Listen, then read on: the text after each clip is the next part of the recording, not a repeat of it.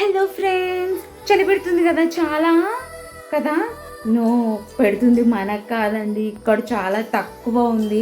Hardly ఇంకొక 10-20 days ఉంటుందొచ్చు మనకు.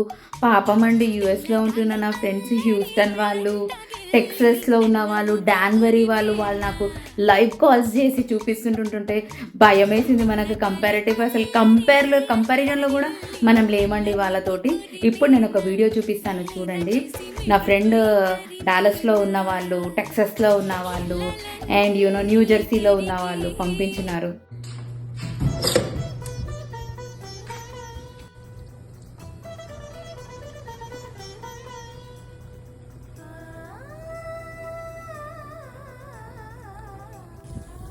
చూస్తున్నారు కదా ఎలా ఉందో.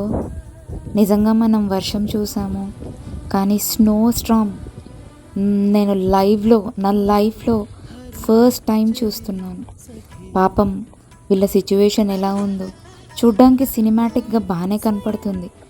అంతా కూడా వైట్గా పొగ మంచు అట్లా కమ్ముతూ అటు ఇటు చూస్తూ బాగానే కనిపిస్తుంది. కానీ వాళ్ళకి కొంతమందికి తినడానికి ఉందో లేదో, వీళ్ళకి బయటికి రాని సిచ్యువేషన్ ఉందో ఏమో, ఇలా ఎన్ని రోజులు ఉంటుందో.